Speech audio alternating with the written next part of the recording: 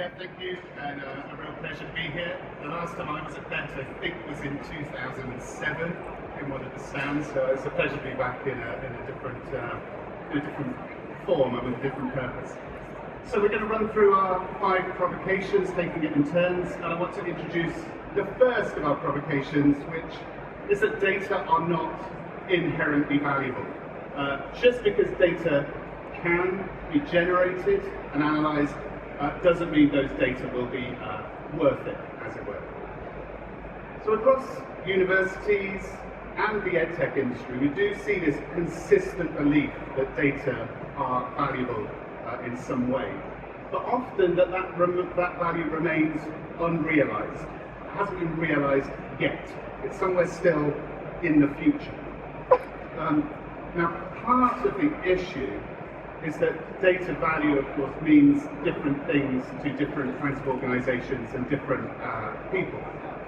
So for universities, data are supposed to be valuable because they're supposed to help inform pedagogic or administrative or management tasks, and ideally inform improvements.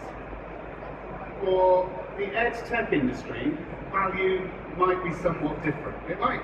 It's supposed to support those values in universities, but there are also different questions of value.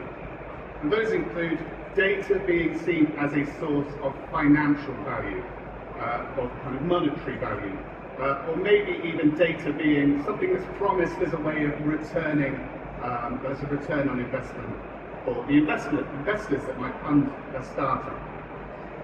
So if data aren't inherently valuable, that means, for either universities or edtech, that means that data have to be somehow made valuable.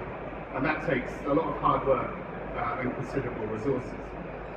So for universities then, just briefly, universities often struggle to make data valuable for a range of reasons.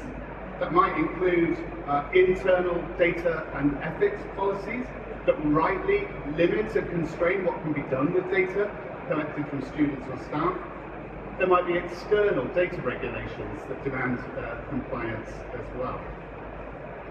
For some universities, they may lack the relevant in-house technical and data analytic expertise to actually find or locate value in data as well.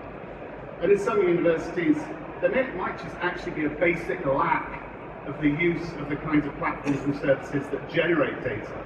So the data will always be highly partial, it will be incomplete, it will be fragmentary.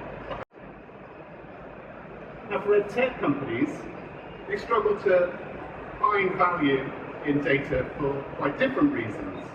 So the value of data for edtech companies often comes from being analysed, processed, and then transformed into things like new products or upgrades or new features and so on. But that kind of value is then only achieved over very long business cycles.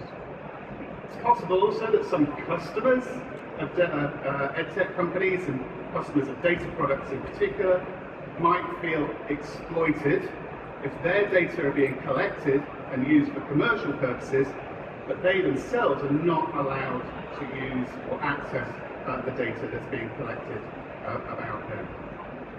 And a final issue is the current higher education financial situation. Many institutions are currently in the UK are experiencing significant financial restraint, and this could significantly impact on the procurement of edtech data products, or indeed the cancellation of existing contracts. And one example is current at the moment are some universities having to cancel their subscriptions to academic publishing services precisely because of those financial constraints.